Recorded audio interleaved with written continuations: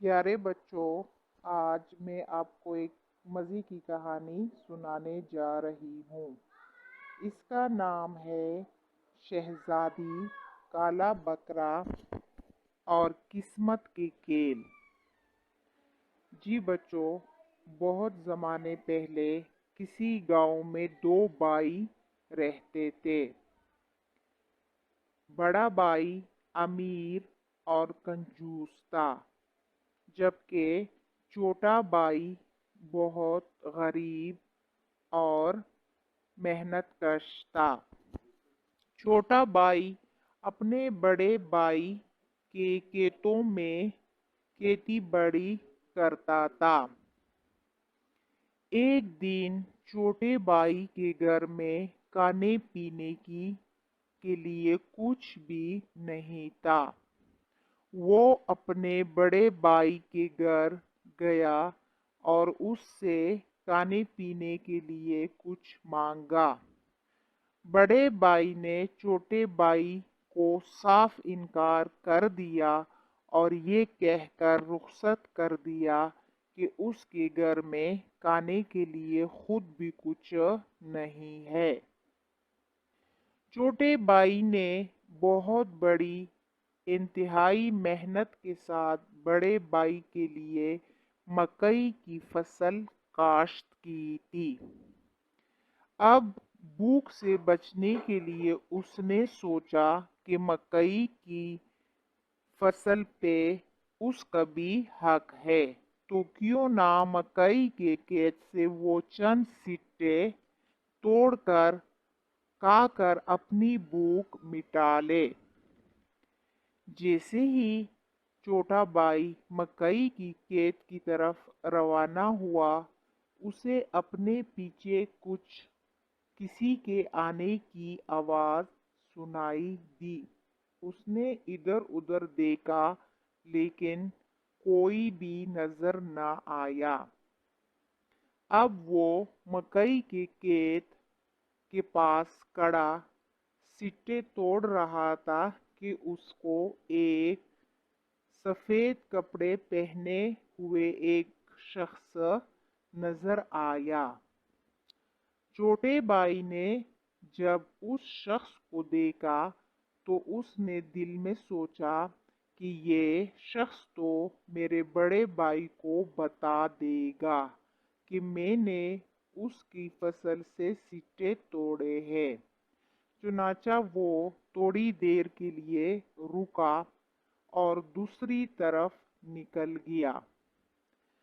थोड़ी देर बाद उसने फसल की दूसरी साइड से सिट्टा तोड़ने की कोशिश की, लेकिन जैसे ही वो मकई के सिट्टे को तोड़ता, दोबारा वही शख्स उसे दिखाई दिया। वो छोटा भाई फिर रुका और इसी तरह वो तीसरी और चौथी साइड से की तरफ गया, लेकिन जैसे ही वो सिट्टा तोड़ने की कोशिश करता, वो सफेद कपड़े वाला शख्स उसको सुनाई देता। आखिरकार छोटा भाई काफी थक गया। उसने सफेद कपड़े वाले शख्स से पूछा कि जनाब, आप कौन है? उसने मुस्कुरा कर कहा कि मैं आपके बड़े भाई की किस्मत हूँ। ये सुनते ही छोटा भाई बहुत हैरान हुआ और उसने उससे पूछा कि फिर मेरी किस्मत कहाँ है? क्या मैं सारी जिंदगी इसी तरह गरीब और बेबस रहूंगा? इस पर उस सफेद कपड़े वाले किस्मत नामी शख्स ने उसको कहा कि नहीं, अगर आप जंगल की तरफ चले जाए तो जंगल के दरमियान बाएं तरफ आपको एक झोंपड़ी दिखाई देगी। वो झोंपड़ी अंदर से एक गार की तरफ खुलती है। آپ کی قسمت اس غار میں سوئی ہوئی ہے۔ اگر آپ وہاں جا کر اپنی قسمت کو جگا لے تو آپ بھی بہت امیر بن سکتے ہیں۔ یہ بات سنتے ہی چھوٹے بھائی نے فیصلہ کیا کہ وہ بھی اپنی قسمت جگانے کے لیے جنگل کی طرف جائے گا۔ کافی محنت کے بعد بالآخر وہ جنگل پہنچا۔ جنگل پہنچنے کے بعد اس نے ادھر ادھر جھونپڑی کی تلاش شروع کی۔ تھوڑی دیر گزرنے کے بعد اسے وہاں پر ایک جھونپڑی نظر آئی۔ اس وقت شام کا وقت تھا۔ وہ جھونپڑی کے اندر گیا اور ادھر ادھر دیکھ کر ایک کونے میں چھپ کے بیٹھ گیا۔ اب وہ سوچ رہا تھا کہ اس سفید کپڑے والے قسمت نے مجھے دھوکہ دیا ہے، کیونکہ یہاں پر تو کوئی بھی نہیں ہے۔ بالآخر اس نے سوچا کہ کیوں نہ رات یہاں پر گزار لی جائے۔ تھوڑی دیر بعد ایک شیر آیا اور اس جھونپڑی نما غار کے ایک کونے میں بیٹھ گیا۔ اسی طرح تھوڑی دیر بعد ایک بندر آیا اور پھر ایک لومڑی آئی اور جھونپڑی اور غار کے کونوں میں بیٹھ گئے۔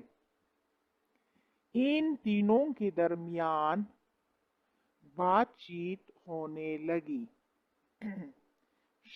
لومڑی نے کہا کہ میں آپ دونوں کو ایک بات بتانا چاہتی ہوں کہ قریب ہی بادشاہ کی بیٹی شہزادی بہت بیمار ہے۔ بہت سارے طبیبوں نے اس کا علاج کیا ہے لیکن وہ بے ہوش پڑی ہے اور ٹھیک ہونے کا نام نہیں لے رہی۔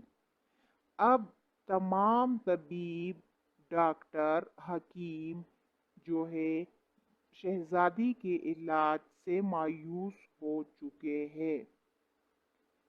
بادشاہ نے اعلان کروایا ہے کہ جو بھی شخص اس کی بیٹی کا علاج کرے گا بادشاہ نے اعلان کروایا ہے کہ جو بھی شخص اس کی بیٹی کا علاج کرے گا تو وہ اپنی بیٹی کی شادی یعنی شہزادی کی شادی اس شخص